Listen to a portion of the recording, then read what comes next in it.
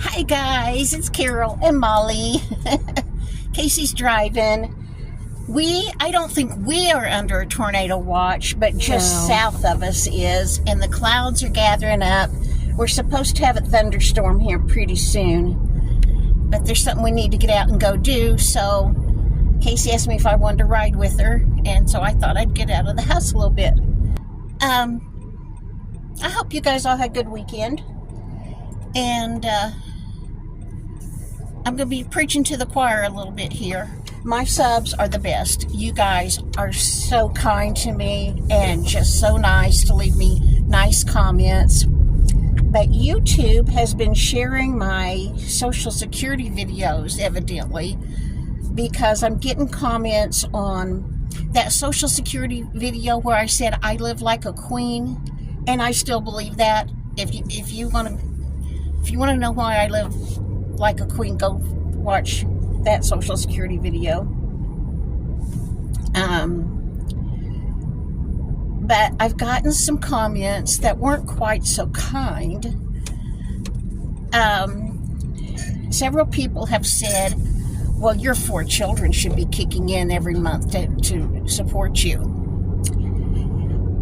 No, my kids don't owe me a dime. I'm not their fault. They don't need to take me to raise. That's not right. My kids do not need to give me money every month to live on. Several have said, well, your kids should buy you a car.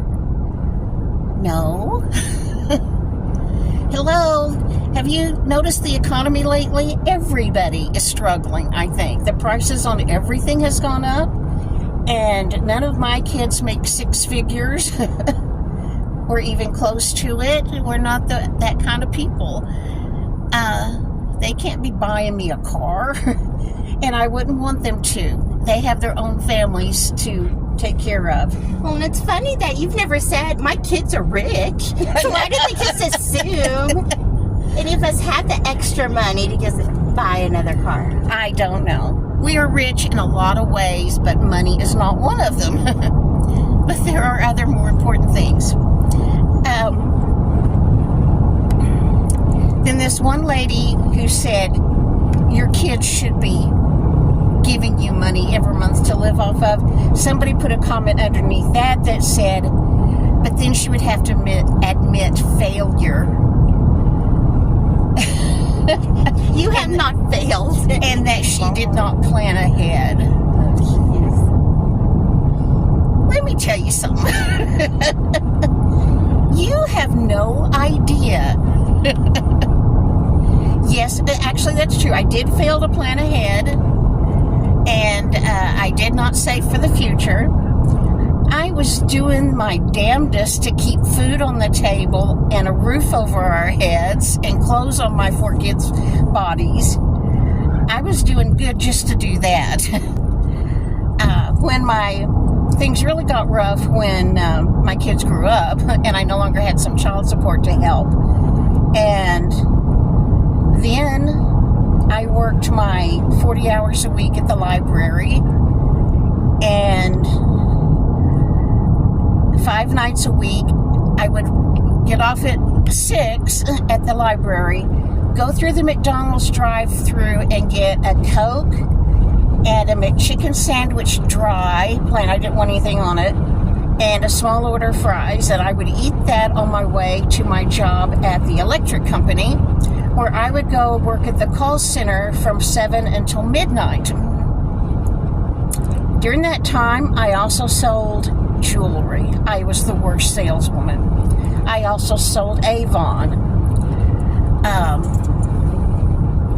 I also worked at Penny's, cleaning out the dressing rooms and hanging all the clothes up and straightening things at night. I worked that job when I no longer could work at the electric company, because on the way home one night, I worked, all day long at the library, went through McDonald's, and then worked 7 to midnight at the electric company, and was not in good health at all. I had a bunch of medical problems going on at the time. And, but I worked there quite a while. And then one night coming home, I almost hit a semi because I was just falling asleep. And so I quit and I rested up a little bit. And then, I had to have the money. So then I got a job working at Penny's from 7 to midnight. No, 7 to 11. Cleaning up, putting things back in order, straightening all the shelves, cleaning the dressing rooms. I just remember, especially at prom season, those little girls would come in and try on prom dresses and throw them in the floor in the dressing room. There would be a mountain. I wouldn't even have to bend over to pick up the first several of these beautiful prom dresses just thrown in the floor with a clothing rack right there, and they had the coat hanger they took it off of. I've always thought, I wonder who cleans their room at home. But anyway, I did that. I sold Avon. I sold jewelry. I worked. Then when I could no longer work at Penny's, every time I almost had a wreck coming home, I would quit. But I lasted a long time at those jobs. I did this for years. Whoa, somebody lost some trash or something. Then I worked at Walmart, 7 to midnight. And I worked in what they call the domestics department. I folded towels, straightened the towels up, sheets, bedding, candles, all of that stuff that was considered domestics. I worked in that department, cleaning up mess after everybody else. Other than, if I'm not in my home, I'd actually like cleaning up and straightening up and putting things away and folding clothes, as long as it's not in my apartment. And you would not believe how many times, stuck in with my towels and things, I would find like a roast or a steak or something where people would get meat and decide they didn't want it. Instead of taking it back and putting it in the refrigerated section, they would just put it on a shelf with my towels. There would be all kinds of stuff other than meat that somebody just stuck there. But I would just tell myself, well, thank you. You gave me a job to do. Walmart needs me to clean up after you. I walked 1,000,000 miles at Walmart doing that. I never lost any weight, but I walked all over that store. And then one year, when I was at Walmart working at domestics, I had to go work in toys at Christmas. Never again. Never again. Not at Christmas. No, thank you. But anyway, the point of me telling you all that is that I have worked a minimum of 40 hours a week forever and a day. But anyway, it's easy for you to say you failed. You didn't plan ahead. You didn't put money back in savings. Heck, I hardly had money to live on. No, I didn't put money in savings. Do I wish I had of? Yes. I wish I had of, but I just was doing everything I could just to scrape by. But anyway, what I'm trying to say is, maybe if you had different opportunities than I had, maybe it was not as difficult for you to save money, or as difficult for you to keep a roof over your head and food on the table. So, yeah, I get a lot of those kind of comments about, well, you should have done better. I did the best I could with what I had, all the while dealing with my own major depressive disorder. And so what I'm asking of you is, not my subs, because you leave the nicest comments, but if somebody else just joined our little group here, before you leave a comment like that, please be kind. Please be, just because it's true doesn't mean it's kind. I've had those comments for I think this summer it'll be 5 years I've had a YouTube channel. I've had those kind of comments all along, ever since I've made a Social Security video about You should have done better. You should have been planning ahead. Oh, I can't tell you how many videos comments I've gotten that said Social Security was never meant to provide your entire retirement money. Only 40% is what they expected it to cover. And it could have stopped at any time. You were supposed to save for your retirement. Yeah, well, it must be nice if you can.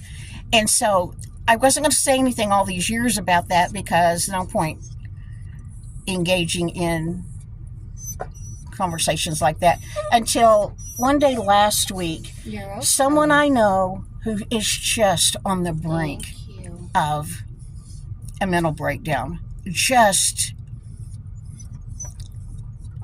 hanging on by her fingernails. And if you think it's you, it's probably not, because I doubt she's even up to watching videos right now.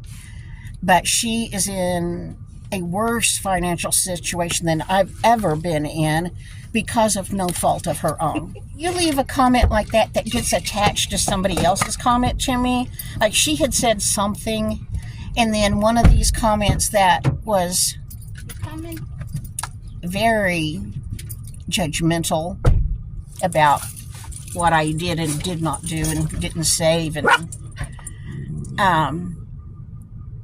attached to her comment, and I thought, oh, she did not need, if you read somebody's comment that they've left on my channel and then you hit reply, not only does it go to me, but it goes to that person.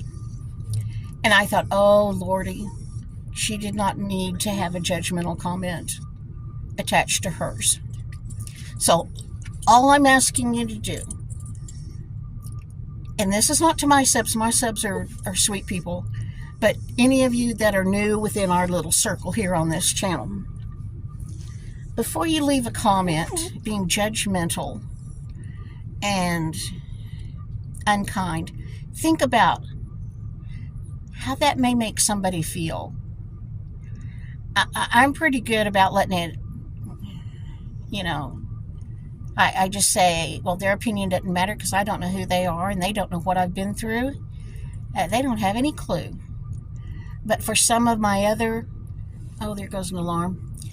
For some of my subs, if your unkind comment gets attached to theirs, I think, you don't know what kind of day they're having.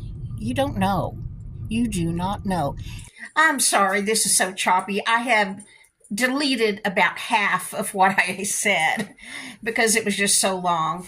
But if you want to know how could somebody get to be retirement age and not have savings, Andy's saying it's dinner time, sorry, and be in the kind of position they're in, I want you to go to this channel, Glorious Life on Wheels. She interviews people that live in their vehicles and finds out how did they get there. And I apologize if I've already done this video, because I know I filmed this same video numerous times over the years, and then I just don't post it. I think, no, I'm not even going to go there. I'm not going to comment on those things that some people have said. But anyway, if you want to know how somebody can be in this position, not me, I'm in a good position, but be in a position where they have no savings. I don't have any savings, but don't have a lot of money in their savings account for their retirement. Go watch some of those videos of Carol's and you will see. Okay, I'm going to stop now. I'm sorry I'm cranky today. I'll see you in another video. Bye.